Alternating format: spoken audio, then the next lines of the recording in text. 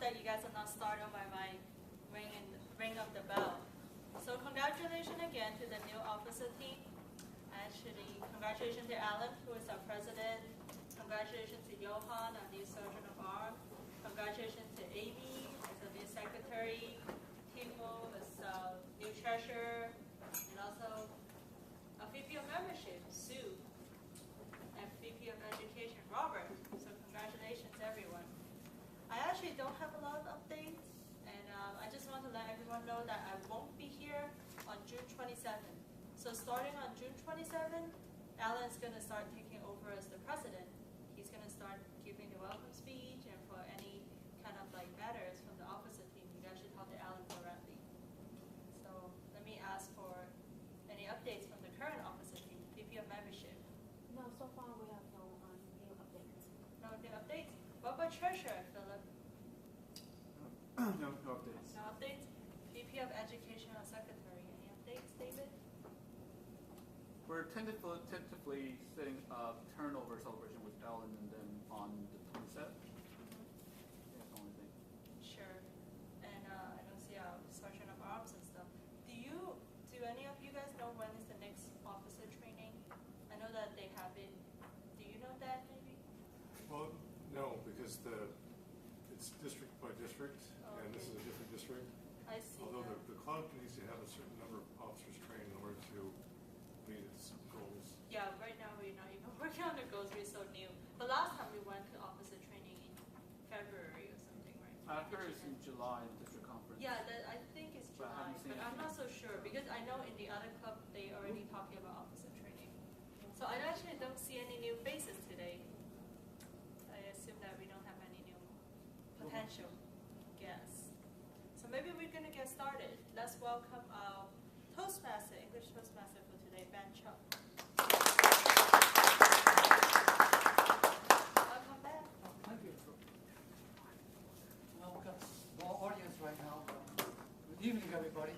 My name is Ben Chuck. I'm the Toastmaster for tonight, the English version.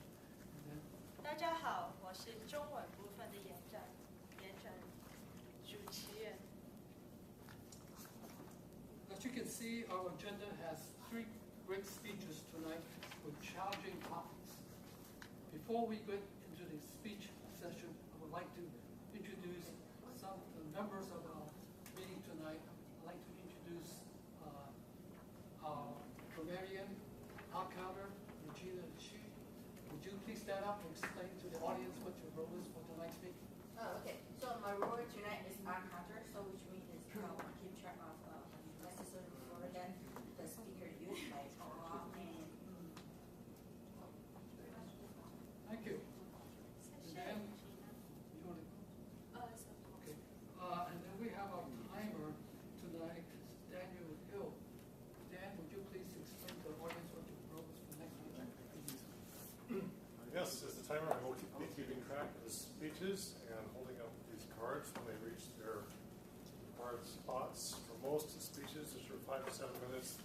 Green will come up at 5, and you've got the minimum time. A minute to go, yellow, and when you reach 7, for the limit of your speech, it will be about time to stop, about 30 seconds to stop. Similarly with table topics, it's a 1 to 2 minute presentation, so green is at 1, yellow is at 1.5, red is at 2, and the evaluations are 2 to 3, so green being 2, and finally at the end, red is 3. Thank you. Thank you, Dan. Tonight's general evaluator is Timothy Kip. Would you please, Tim, would you explain to the group what your group consists of tonight? Sure. So tonight I'll be evaluating the meeting, sort of in general, not speech or table topic specific, but the general progress in the meeting and how the setup was and how everything worked. Thanks. 我们今天的哼号官是 Regina， 我们的席展官是 Daniel， 然后我们的中品读员是 Timo。 Okay. Now we will start the English Toastmaster speeches tonight. since this is a relatively new group of Toastmasters, it's very difficult to know everybody at one time.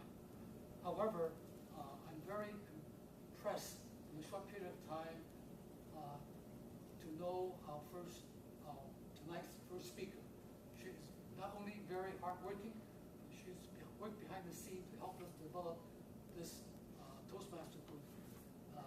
Why don't you join me in welcoming Kathy Ross.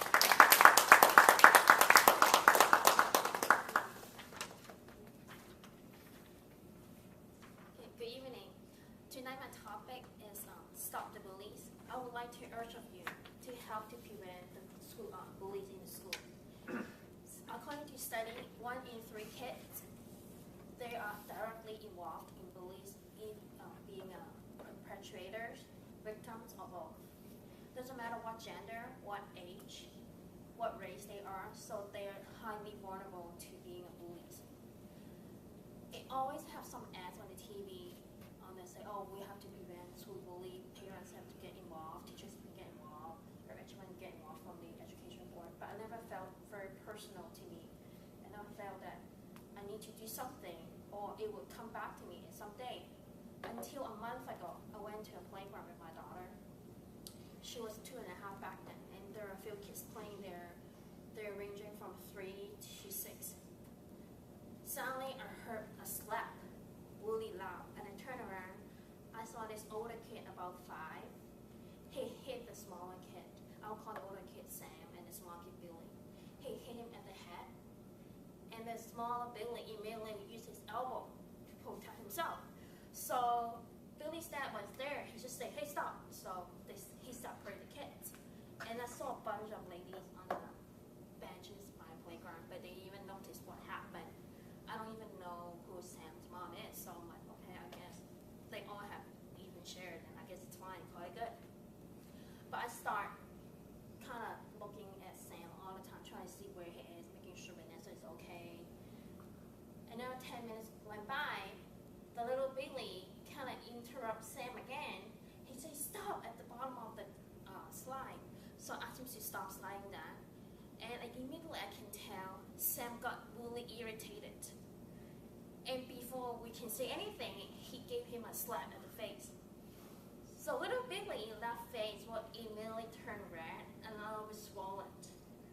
And I'm like, okay, what should I say? And then Billy Sam was there, he just like, oh.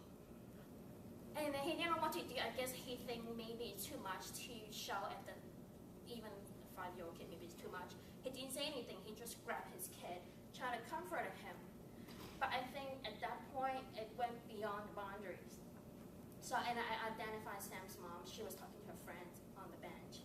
So I immediately went up to her saying, hey, you know, one of your kids hit the smaller kid right at the face, slapped him. And she's like, which one? So I immediately showed her which one. And then she grabbed him by the arms, like, you have to come apologize.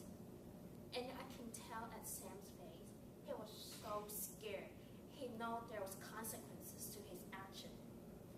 So he apologized to the smaller kid, but he kept crying. His mom said, you know, you're not playing anymore. You have to stand in a corner. You're being grounded. So the other kids laughed. At that moment, I felt really good not being, well, not just because I stopped the other kid keep hitting the other one, but I felt that I did the right thing, and that's what we should do, not just being a parent. Well, it's not my kid, I don't need to say anything. And Vanessa is safe, but being, I guess, as citizens of the society, we all have the equal share of responsibility to protect, I guess, a smaller kid or to do a part of our own. So after a while, a week ago, I started searching on the internet, see what we could do more to stop, prevent the bullies happening. So there are a few tips from several websites I found. First, they say you always have to listen and talk to your kid, or some maybe nephew and niece that you know. Maybe they have some trouble in school. They don't have a chance to talk to parents. People are all busy these days. So talking to them, listening to them to see if they're frustrated at school, maybe prevent them from being one of the bullies or being a victim. Second of all, we have to develop a sense of sympathy. So we have to show them there are some people, they're acting out normal because have to stay in their shoes, try to be sympathy of why they're in that positions, and try to help them instead of making fun of them. And third, we need to be a role model. We can't just say, oh, don't do this, and then you turn around and do that, being rude to the other person, not being the right role model. So otherwise they would not look up at you and they would not listen to what you said. And fourth, we have to set the boundaries. We have to say these behavior would not be accepted, and you have to accept the consequences if you do certain things. And then finally, if the bullies does happen, there's nothing you can do to stop preventing it.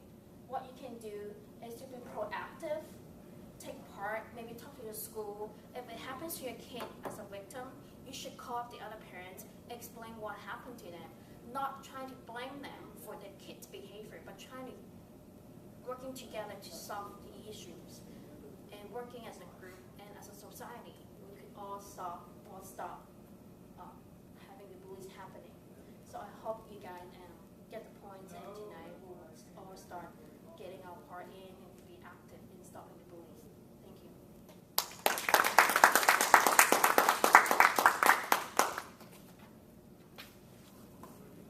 Thank you, Catherine. Very touching story. I will look at bullies as a different point of view now after listening to this story. For our second speaker, this is a person that I feel is very passionate about Toastmasters. The short time that I know him, he's very energetic, he's very helpful to every member of the team, and he's also very friendly. And tonight, we will talk about our minds. And this title of the speech is Our Irrational Mind. Join me to welcome David Johnson.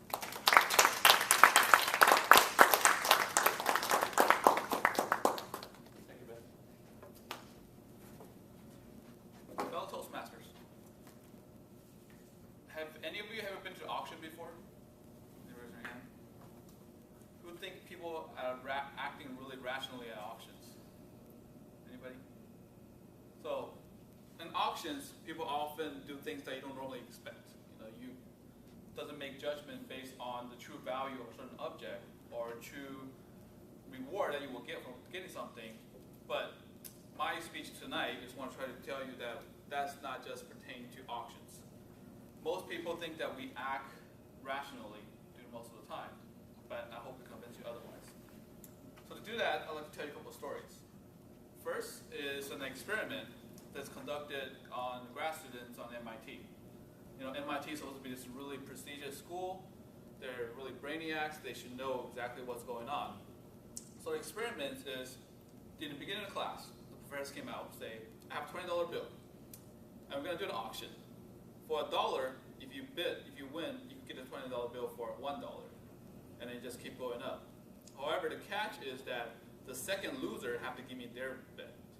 So if one person bet $5, the second person bet $6, the $6 person get it, the other person have to pay $5 each. Okay, so remember, this is MIT. These are supposed to be the smartest kids we have in the country.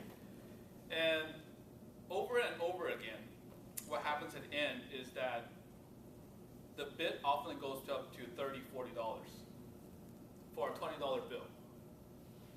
And it doesn't make sense. But why do people do it?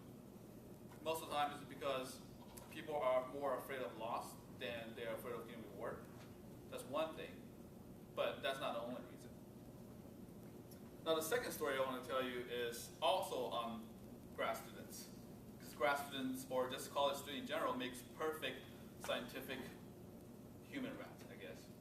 And the second story is about classroom of people, just like yourself, and during the day, without the student knowing, the school or the professors select the substitutes for the class. And I believe this class was a PhD lecture. So the substitute was a PhD understudy that's been in school for quite a while. And before the substitute came to class, each student was handed out a brief bio of the professors. On the bio, you list out what the education level of the person is, what study they've done, what they accomplished. But within it, there's actually two different copies. with almost everything identical except for one word. One copy had described all the good things, and then one mention says friends refer to this professor as a warm person. And then the other one says the friends will describe this person as a cold person. That's it. One word. And surprisingly, the lecture is exactly the same. So the professor does the same thing over and over for several different classes. And after the class is over, they conduct a survey and say, how would you rate a professor? And over again, the group that was handed the description with the letter warm, saying this professor was very personable, was funny, was understandable, communicable, and listened to the students. Versus the students that the majority received the cold description, just by that one word, have said the professors are cold, are impersonal, are very self-centered, and everything related to that. So there's nothing else different about that, but over and over again, this keeps happening without people even realizing it. And I think in sales, this is called priming. People have set you up in a situation before you even get into it without even realizing it. And the same thing happens on your dates. If you don't notice, if you have a planned date that your friend set you up with, and depending on how your friend described you in the beginning, your reaction will take different contexts. And now, my third story is a little bit more serious. It's about a European nation trying to figure out where the best to put their nuclear waste. And they went around and did a survey, hired a company to do surveys on the on the town folks on how did they feel about using their really kind of faraway mountain as a nuclear storage site for these really, really low risk radioactive materials. So the first time they did it, they went to the town folks, tell people saying, here's what we want to do. And we do it because for the greater good of the country, because we need nuclear power, and because we need it to safe, and we want to do it. That's it, nothing else. And over half of the town people actually agreed to it. Now they did it a couple months later, again, it's the same thing, but also offer people an incentive of $5,000 more, or $5,000 to every single year to the town folks for having that site there. What would you think would be the reaction? I mean, economically speaking, you're doing exactly the same thing, and now you're getting more for it. You should be having more people to approve it, right? Well, half of those people actually rejected it. So now you only have 25% of the people agreeing to it. And why do you think that is? It's a really interesting part. So all of these examples I've gave you is from the book I've been reading called Sway. And it's about making sense of our irrational minds. And the last example I gave you, the reason for it is because even though you have one brain, there's really two minds in it. One is your rational mind, which operates all of your, I believe, frontal cortex, and the other one is more of the instinctual mind.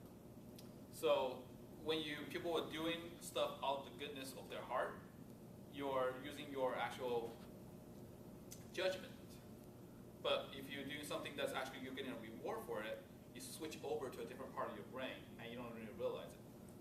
So these are just actually some small examples of what actually go through our mental processes.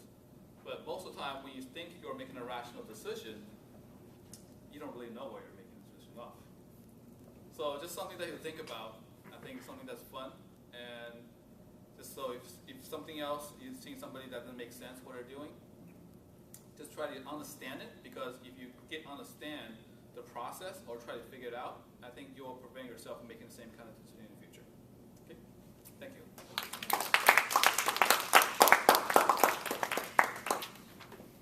Thank you, David. That's why I feel so irrational sometimes, because what's happening here. 我们今天我们很高兴有一个 Robert 给我们他第三个中文演讲，他演讲的题目是恢复法体。我们邀请 Robert。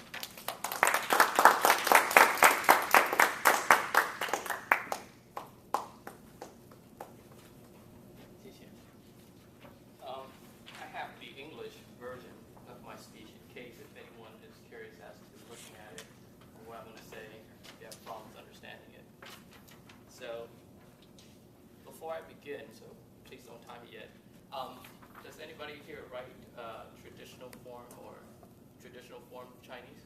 Okay. And there are people who also write simplified form. Okay. And does anybody hate any one of the other or know both? I like traditional. Okay. I use both. Use both. Okay.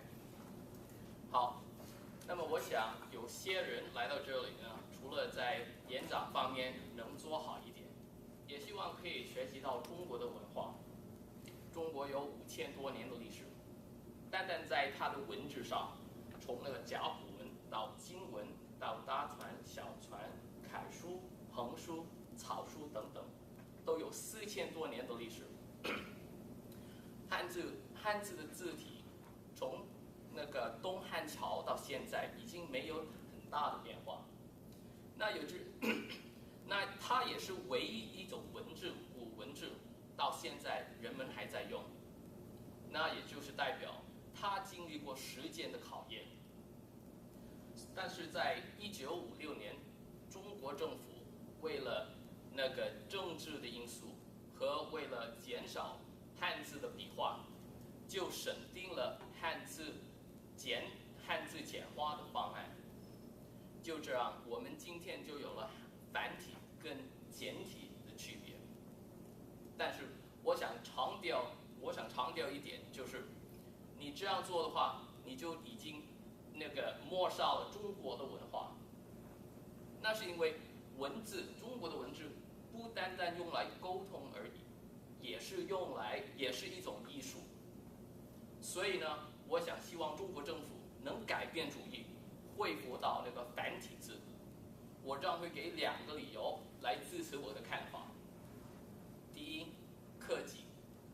什么科技呢？现在科技的创新让我们不再需要再用笔和纸来写那个信或者写那个博客，所以我们所以用的都是用电脑、手机、平台电脑来写字，是吧？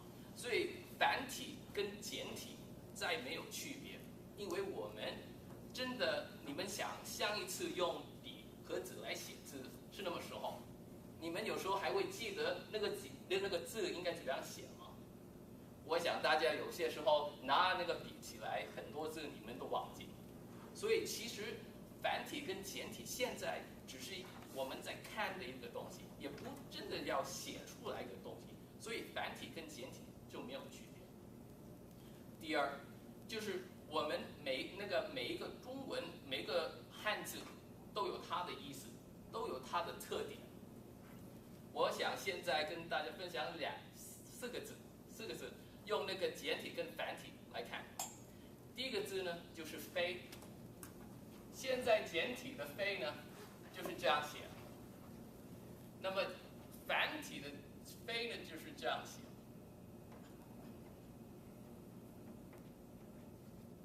我写的不好看，不好意思哈。好，那么这个字跟这个字很简单，是吗？你没有这个部分，就是等于这个部分飞。但是你们要想，飞是用翅膀的，这个翅膀只有一个翅膀，但是那个飞呢有2个翅膀，是吧？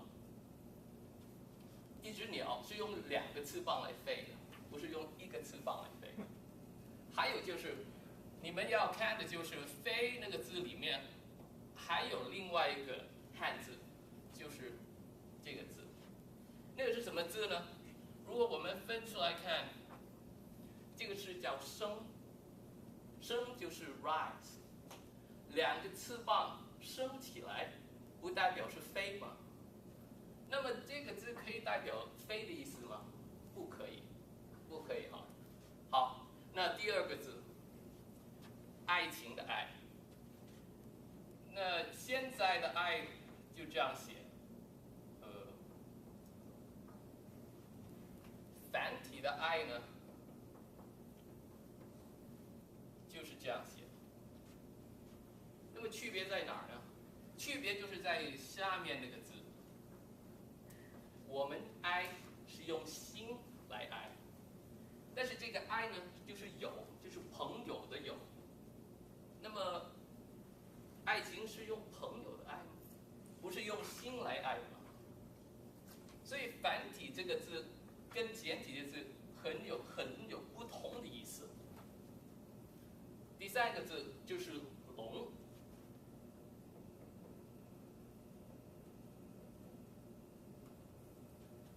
这个是繁体龙。现在这个龙呢，就是这样，这个简体。那么你们看，有哪个字给你们那个龙的感觉多一点呢？是这个字吗？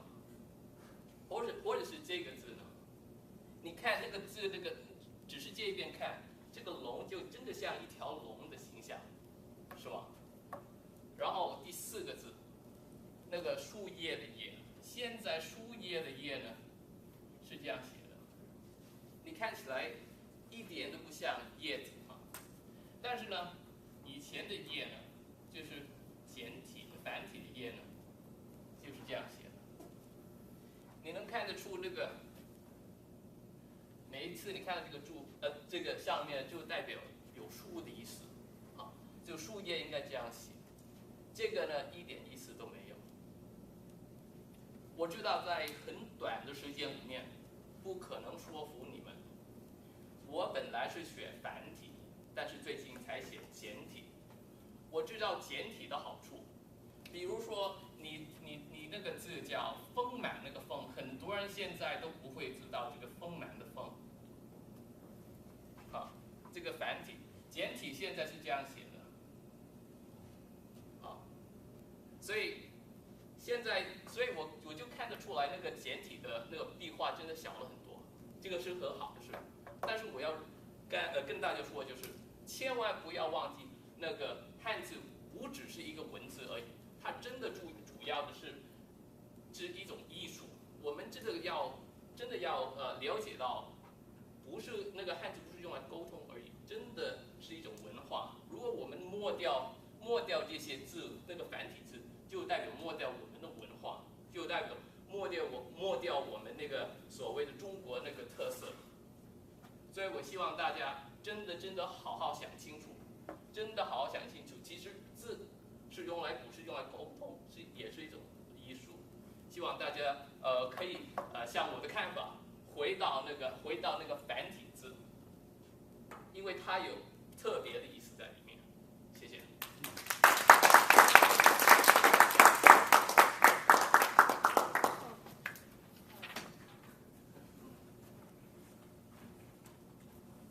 谢谢 Robert 的演讲，我觉得他讲得很好。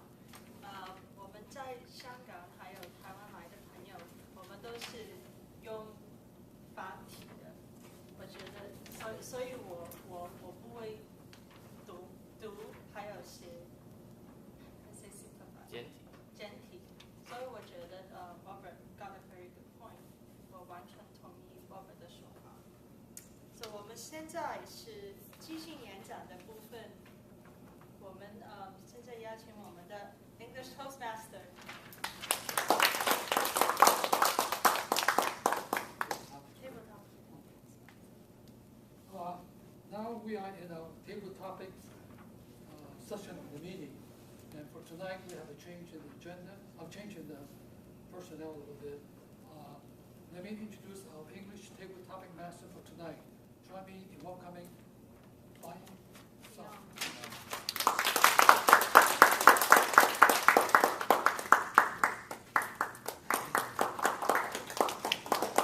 Thank you. On to everyone's favorite part, the table topics. Who here doesn't have a speaking role today? Raise your hand. So, you guys are on the spot, you know what I'm saying? Okay, so here, we need to stretch out our creativity to see, how can you solve problems using your innovative and creative mind. So the first question today is, how many ceiling tiles are on the 16th floor of this building? How many ceiling tiles are on the 16th floor of this building? What's your name over there? Michael, come on down. Let us know how many ceiling tiles are on this floor. Okay. I guess one way to guess is figure out how big the floor of this building is. Bet sure it's, I was walking around and probably took like 30 seconds to walk, probably in a circle, so maybe the floor is, probably can walk in 30 seconds, but maybe 20 feet long and 40 feet wide, something like that. So we're talking about 800 square feet. Is that right? Yeah. And maybe each tile is 1.5 feet by 1.5 feet, and 2 feet. And so somewhere in there, divide that number by the other one. What was that? 200 tiles? Is that the right answer? Oh, what timer? Oh, and am I supposed to talk until the timer goes off? It's up to you. No. Oh, okay. I've never done this before, so. You've got on the spot. You're there. So yeah, assuming, well, there's probably rooms without tiles, so I'll knock off a few more. We'll call it 190, 180, give or take, because there's the elevators and staircase and whatnot. I'm sure I'm off by hundreds.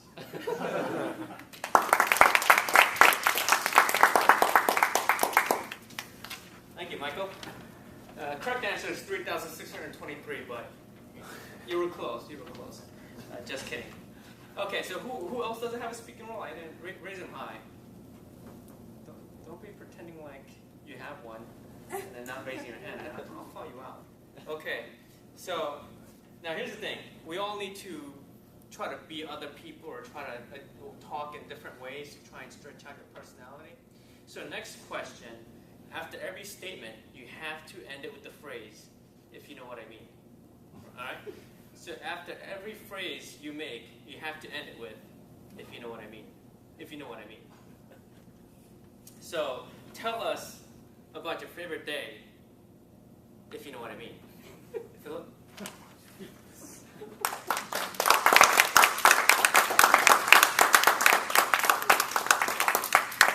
If you know what I mean. If you know what I mean, I don't know what to say right now. If you know what I mean. I guess I'll begin with my day. Today I was at work. I'm a pediatrician, if you know what I mean. And I see kids. Kids come in for checkups. They come in for colds and all the usual stuff, if you know what I mean. And today it was just a routine day. I think there was only maybe 20 kids that came to the office, which is low for our clinic, if you know what I mean. Normally we see 25 to 30 kids a day, but I guess it was a good day. You know, it was really sunny, if you know what I mean.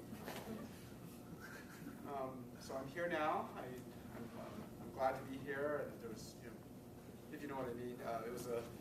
There were 3 great speeches. I'm going to be evaluating Kathy's speech later, if you know what I mean. And the way it works is that I'm going to have to get up here in a few minutes from now, and I'm going to go over her speech and all the details and all the nice points, if you know what I mean, as well as maybe any suggestions, if you know what I mean.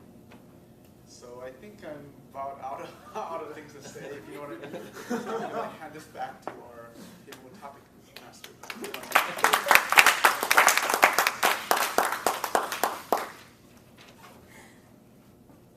So we have multiple languages in this room, and people from different cultures, different areas of maybe China or the U.S., and different areas view things a little differently. So there was a study done saying, hey, they asked random people from across the world saying, hey, if you hit a car, I mean, your best friend is driving and that person hits someone, would you tell the cops? And people in the U.S. said, of course, it's a crime. People somewhere in Asia said, no, you look out for your friend. People in France said, well, it depends. So it depends. Depends on what? It depends on how injured the other person is, right? If the injury is very light, then you don't tell anyone. If it's severe, then you do.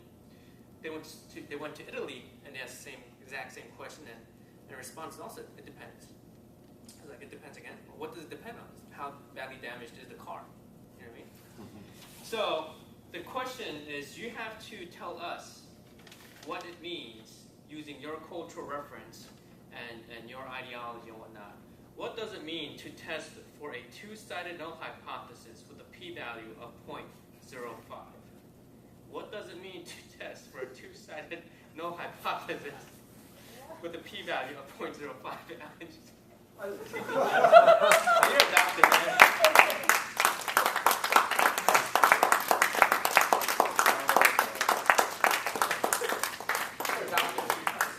Okay, so you might want to repeat that question one more time. How do you do a two-sided non-hypothetical question, please? Hypothesis test with a p-value of 0.05. It's on a piece of paper, I wrote it, if you know what I mean. Well, boy, yeah. All right. First of all, did anybody here know what p-value of 0.5 that is? 50-50 chance? 50-50 chance. Okay, so that's a good time for educating for everybody as well. So I didn't really know what that means. Okay, so based on the hypothesis of a two-sided with a p-value of 0.5, if you know what I mean, I really don't know what it means. Okay, throw me another bone here. Give me a little more clue. No. Okay. You can mean whatever you want it to mean. Okay, well, if you're talking about, based on my culture, my reference, there is really no, I would say, separate policy going on. Sure, we have a government, we have a really good government per se, that's really going by strictly by the politics, the rules, but I think there is always a dark side of politics as well. People over there, I mean, the same goes to all the countries now, I'm assuming, that if you have your way around with the politics, you will use that way around with politics. Just the other day, I heard a story, because I haven't been back to my country for a while, so I can't really speak for my country anymore, but the other day I was in the state, I got a traffic ticket, and I was trying to finagle my way through, see if I can get out of the traffic ticket with the police officer. Apparently he knows I'm a guy, and I tried to use my, the sympathetic look on him, saying, "Can you just give me a citation, just let me go? I really don't know, I cannot make a left turn here." Then he looked at me very coldly and just said that, "Just sign a ticket so I can get on with my day." So I was like, okay, fine, I can see how that goes. So I went on with my day. And then on the very next day, I was talking to my female friend. Just so happened that she got a traffic ticket as well. And she didn't really say anything to the police officer. She just gave me a look like, "I'm sorry, can you just let me go?" Of course, what do you think is going to happen? The police I'll just give you a little warning, a citation, and you can get on with your day. So I think that goes the same for all the countries, right? I mean, that's a p-value of 50-50. I don't even know. I'm just fumbling up here, but I think my time is out. So thank you very much.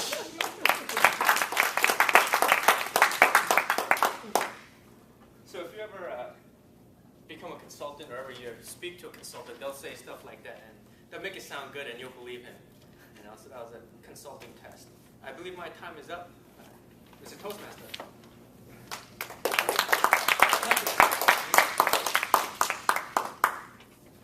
Now we go into the Mandarin Toastmaster table topics session.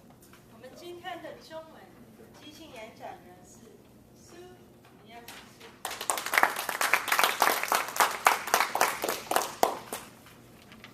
大家好，我是李秋琼，我在这儿，我是即兴演讲，中文即兴演讲的人，今天晚上我要问几个问题吧。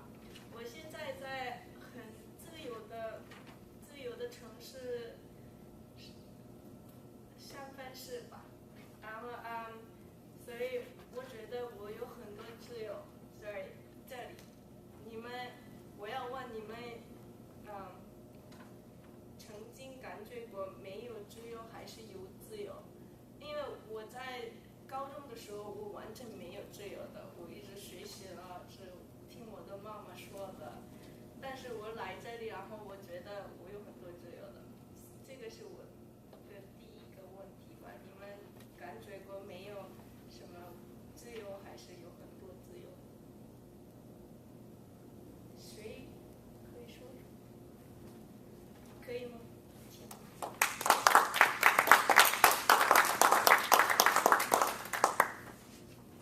谢谢师傅。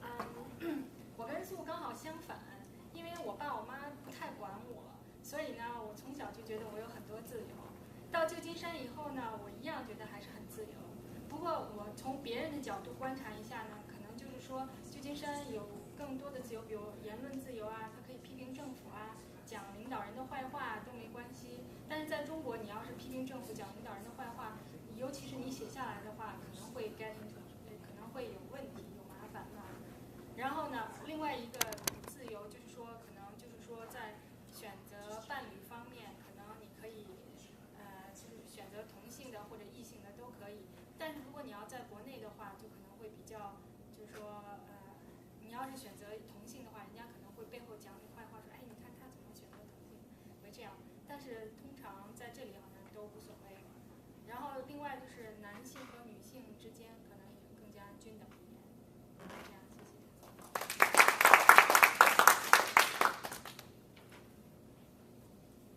你们有那个2个星期，然后有什么东西啊？2个星期，然后有什么事情很大的事情在上班时？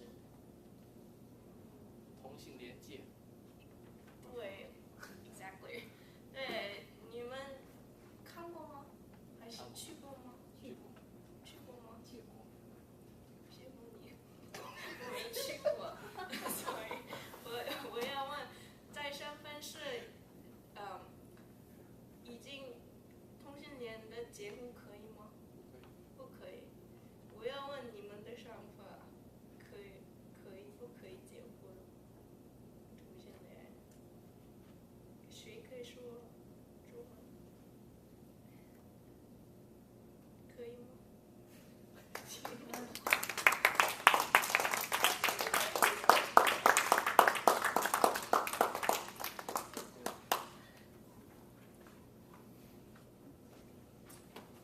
我差点都忘了，再过2天就是同性节游行了。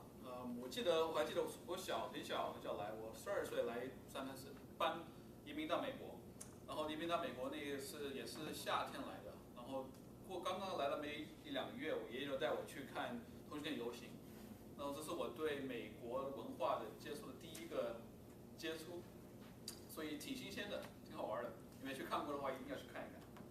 关于是否同性恋能够合法结婚的话，我觉得作为一个公民的话，他们应该拥有和所有其他公民同样的权利。结婚人可以结婚，可以离婚，所有像我们说的话，真正的说，一般结婚当中50%都会离婚嘛。所以婚姻其实只是一个civil 只是一个政府自己制的一个法律，但是不是真正其他东西。所以这是可以一个人婚姻能够法律上来看法的话，是一个政府建立的一个组织，不是一个什么天说什么地说可以说明的东西。所以我觉得真正的就说，如果你是一个公民的话，你应该所有其他人有的权利你也应该有。如果你让一些人可以真正的幸福的话，然后政府去阻止他们，我觉得这样是长期来说对自己的公民都是不公平的。谢谢。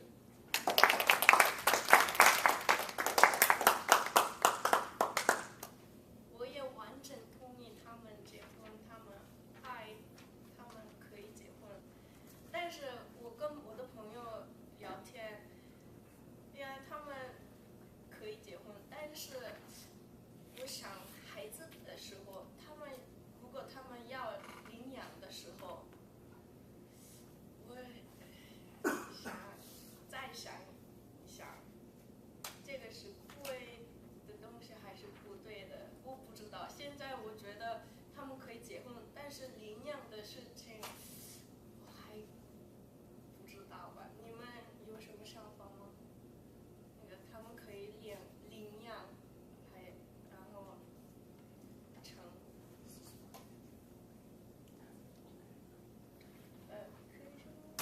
Contradicting myself.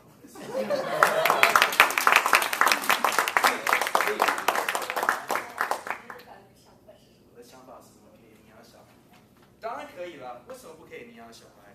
我其实是很同意，我很赞成，同性人住在一起，因为我觉得其实大家都有不一样的，大家每个人的 background， 每个人的 background， 每个人的文化都不一样，所以作为人，我觉得每个人希望能够活到最好的话，就是能无忧无虑的展现自己。那无忧无虑展现自己，如果是跟同性的人，你养一个小孩，有很漂亮的家庭的话，为何不呢？因为这个小孩子会是一个最好的家庭下面长大的。那我相信这个小孩子以后长大，也会是因为有很好的，也不是父母或是母亲，两个母亲或者两个父亲，或是在一个很和蔼可亲、相爱的家庭下面的话，这个小孩子以后会出来，我会觉得是很好的小孩子。因为只要有爱，小孩子都会做得很好的。所以我觉得为何不可以？当然可以。OK。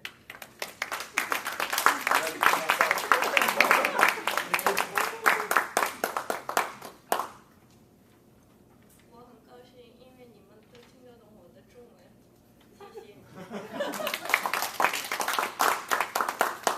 谢谢Sue，我觉得他的中文讲得很好啊，比我更加好，所以 good job. So now we are moving on to the evaluation part of the meeting.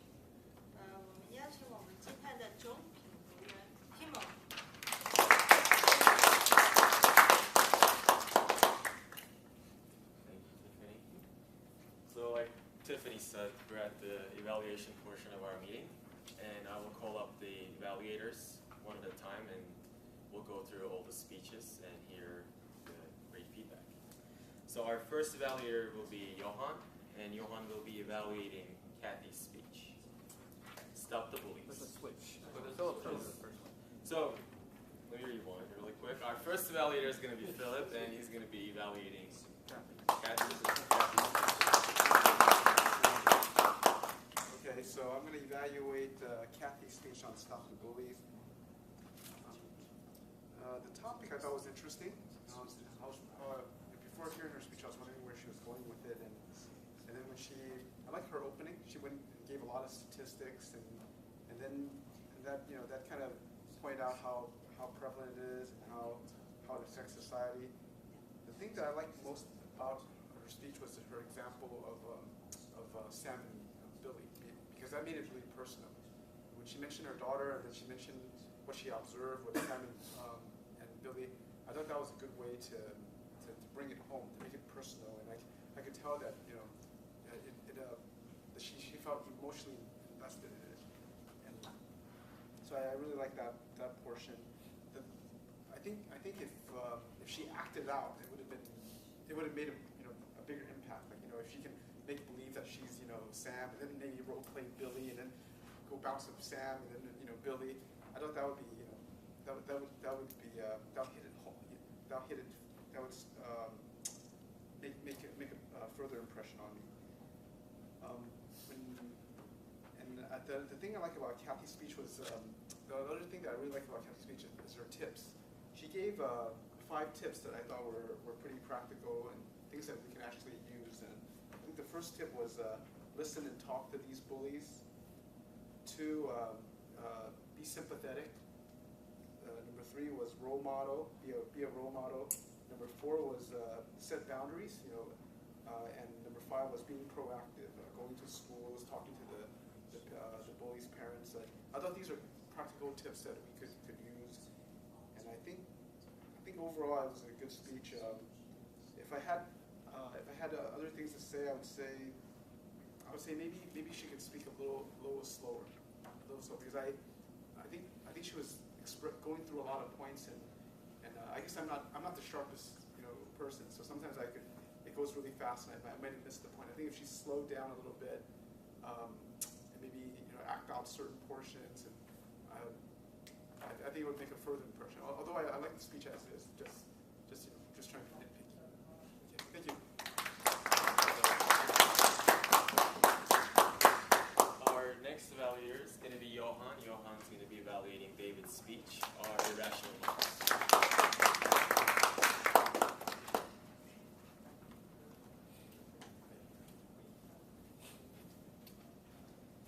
So David did his third speech today, which was get to the point, and the whole point of getting to the point is having a concise intro, body, and conclusion to support the purpose of the argument. David, you had a really strong opening, starting with a question. I thought that was really great because a question is a great way to hook the audience, to get their attention and to get them engaged into what you're about to go in and talk about. So that was a really great intro. You had three main examples that very clearly supported the argument. Many times when I've noticed when people give speeches, sometimes they have examples that don't really tie into the argument or are kind of off topic, but maybe slightly relate. But all three of your examples were very relevant to what you were saying and what your main point of the speech was. On top of that, they were very clear and concise. There was no filler in there. You said bam, bam, bam, and it clearly tied to the argument. Your examples were clear and concise. There was a good transition between them. Everything seemed to flow naturally. That went very well, and you had a really strong conclusion. I thought that was really good. Good how you summarized with the rational and irrational mind, and summing that up. It was the conclusion was a very good way to summarize and wrap up the speech. You had great eye contact, good body language. Everything was well paced. I thought it was a well paced speech. You didn't talk too slow. You didn't talk too fast. It seemed like it went very well. You definitely demonstrated knowledge and preparation as well as confidence. One weakness that I did notice about your speech was your lack of movement. When you were up here, you tended to turn around a little bit to face the audience, but you remained in one kind of spatial area. And since this area is this is a big stage area, you have a lot of room to move around. Your speech would definitely be made more powerful if you control the space more. And by controlling, if you move around, maybe walk around a little bit to this side, walk around a little bit to this side, you can control the speech more. That would definitely help. However, other than that, other than controlling the space, I thought that your speech was very well done. You were very confident. You had a strong and concise argument, and that would and it was really convincing. In future speeches, I think if you could learn to control your space more and control the space that you're working with more, you'll be an even more powerful public speaker, and it'll definitely enhance your already strong public speaking skills. Look forward to future speeches from you.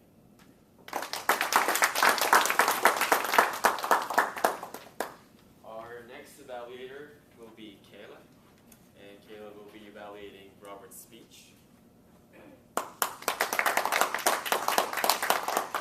Because Robert is Chinese speaker today, so I will use Chinese to evaluate, so someone can practice Mandarin with me too.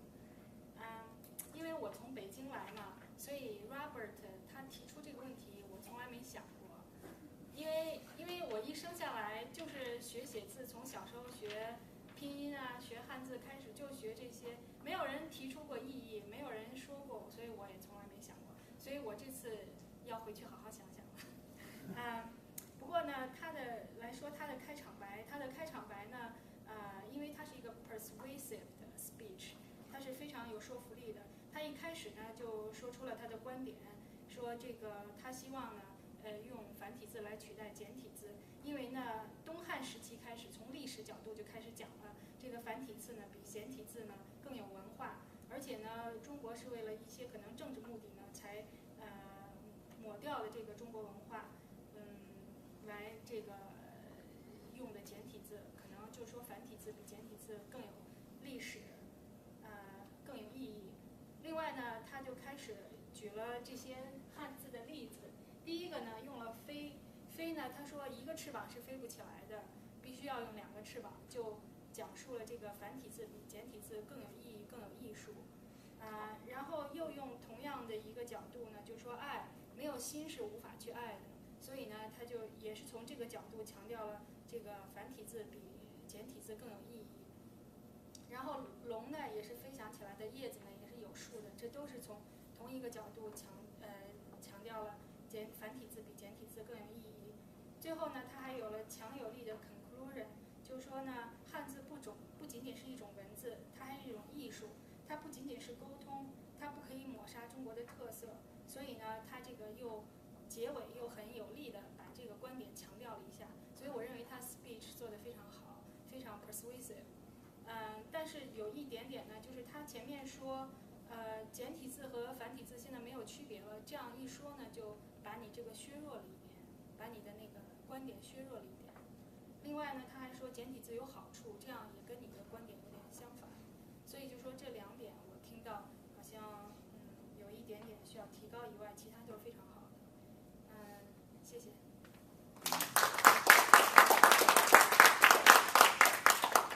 Thank you, Gail. Now we're going to have the all counters report. Philip is going to. No, I'm the one. Okay, there's a bit of a change there too. Okay. For the Toastmaster event, so far have more than 10. Tiffany, only 2. And for the first speaker, Kathy, you have 6 R, 2 I. David, actually I don't catch your R, but you love to use N, so it's more than 10. Use the 10.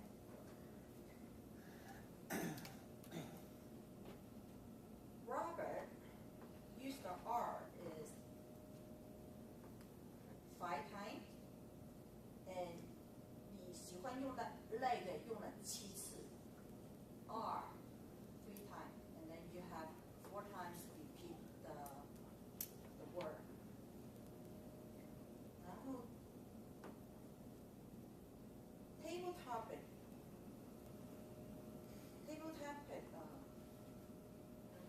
Yeah. I only catch you one.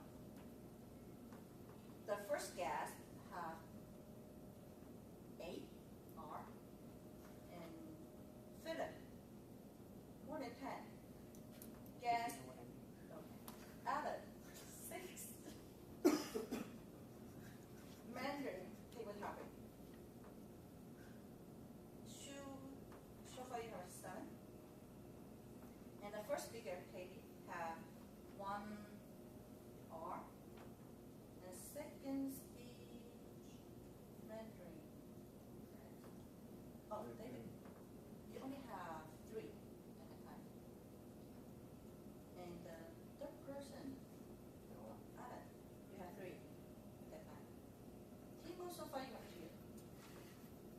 Philip on the evaluation have 6. Johan more than 10. Kader, when you do the evaluation, you have more than 10. So, that's it. Thank you. Now we'll have the timers report from Dan. I think I got this one right. Yes. Kathy's speech was 5:28. David's was 7:09. Robert's was 7:20, so they're all within time. On the table topics, Michael was 1:28. Philip was 1:24. Alan was 2:12, all within time. Similarly with Mandarin, Kayla was 1 minute, just 1 minute. David was 1:31. Alan was 55. So you redeemed yourself, but you didn't make your time. And on the evaluation, Johan was 2 minutes and 30 seconds. Philip was 2:20, and Kayla was 2:23. Thank you.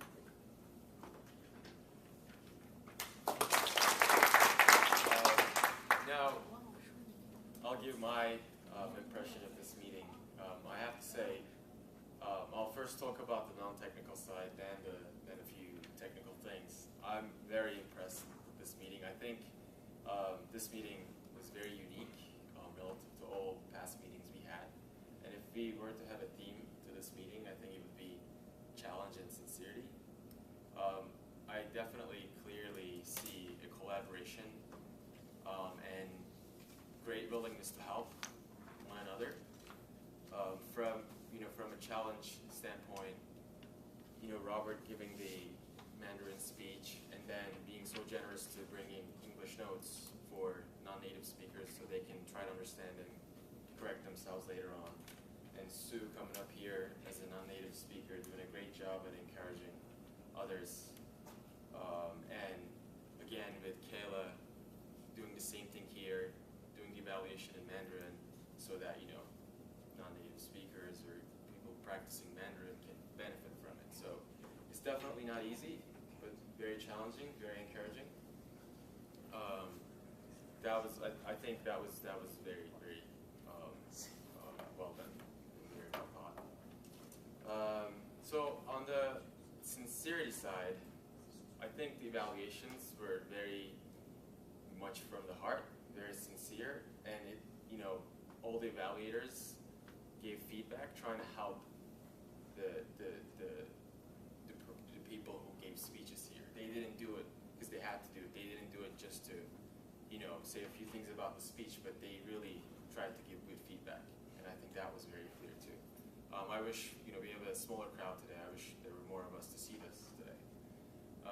So I was very happy and impressed about that part of it.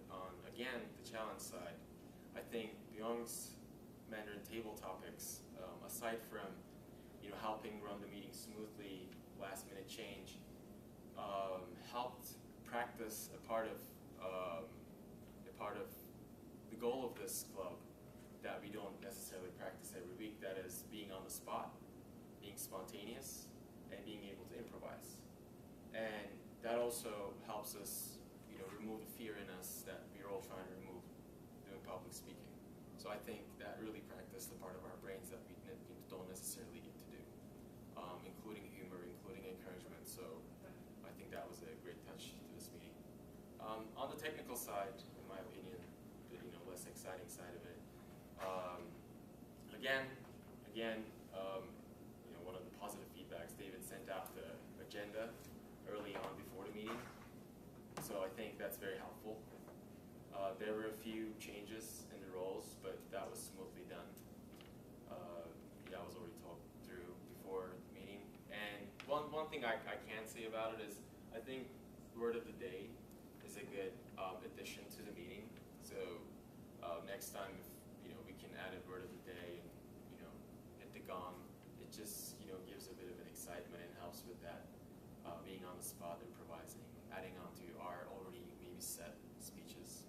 But I think great job, great agenda, great, you know, Toastmasters did a great job. I think it was a very positive, great meeting. Thank you all. Thank you, Timo, for the great evaluation. One thing I just want to add, maybe for table topic, whoever is the table topic speaker, maybe for the very first speaker, we shouldn't choose like guests. I know that he was a little bit confused of what he's supposed to do with timer and stuff. Maybe if Beyond can pick like more experienced speaker first, so he can observe what it is, etc. That would be helpful, etc. But overall, yeah, I think this meeting has been really great. So now let's move on to setting the agenda for next week. And whoever is going to be the Toastmaster for next week must pick a theme. That's a new change we're trying to do. Now, who wants to be an English Toastmaster for next week? Dan's going to do it? Good. So Dan's going to be the English Toastmaster. So if then you can start writing down who's going to be.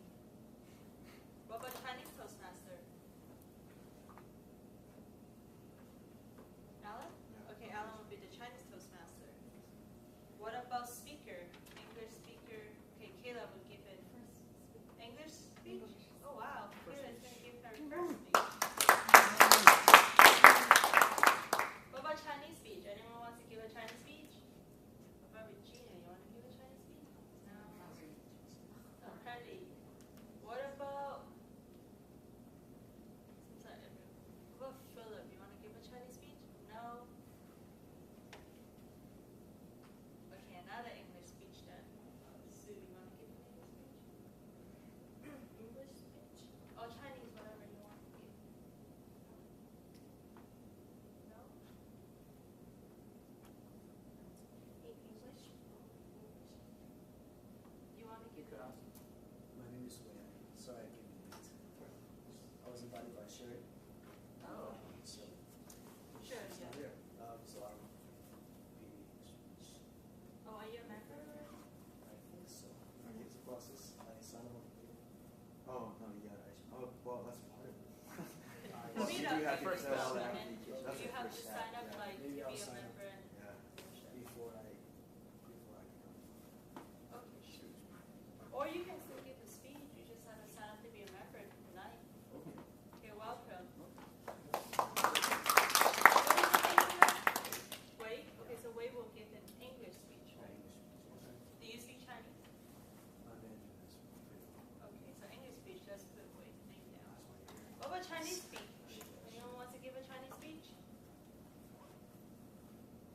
like an email, maybe you can email Sherry because she's supposed to get one today.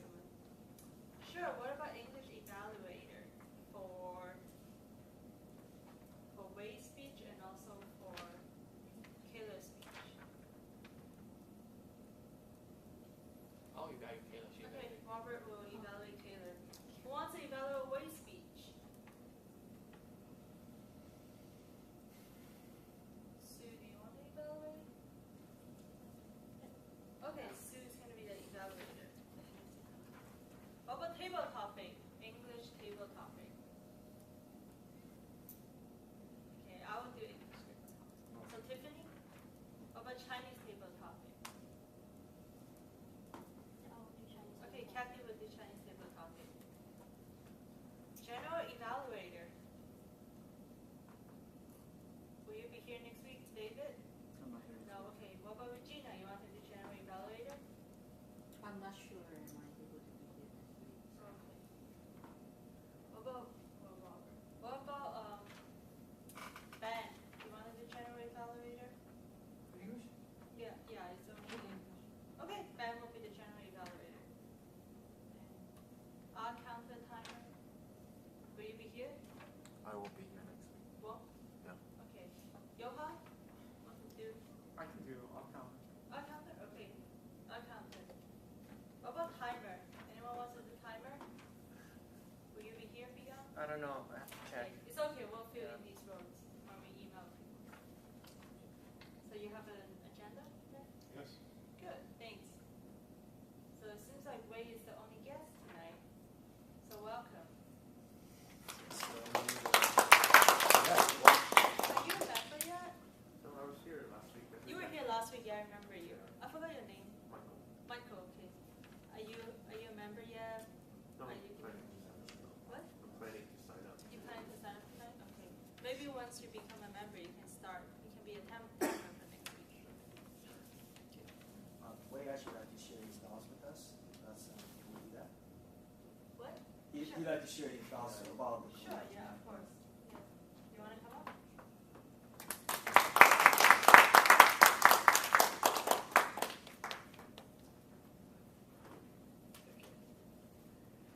It's a little embarrassing because I came here and the person who invited me isn't here. And I just had to chime in and introduce myself. So my name is Wei Lee, and I really have no idea what the Toastmaster is and what it consists of. So I think for the most part I was really blown away by the quality of speeches and of course the excellent Mandarin that you spoken. I wish that my level never got to your stats, and I think I would love to be able to improve my public speaking as well. Sometimes I have a problem with thinking that I'm perfect in public speaking, whereas I'm not. So I would love to be able to put on a microscope and you guys dissect me away and take away my blemishes. So hope to see you guys next week.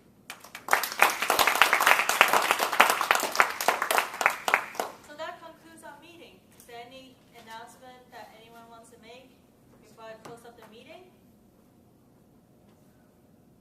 Dan has an announcement. I'm not the evaluator, but I really would emphasize that people should show up on time. It can be disruptive to the speakers for people to come in late. And it's easy for me. I mean, I work about 2 blocks away from here, so it's very easy for me to get here. But Tiffany, for instance, opens the meeting at promptly at 6:30, and she takes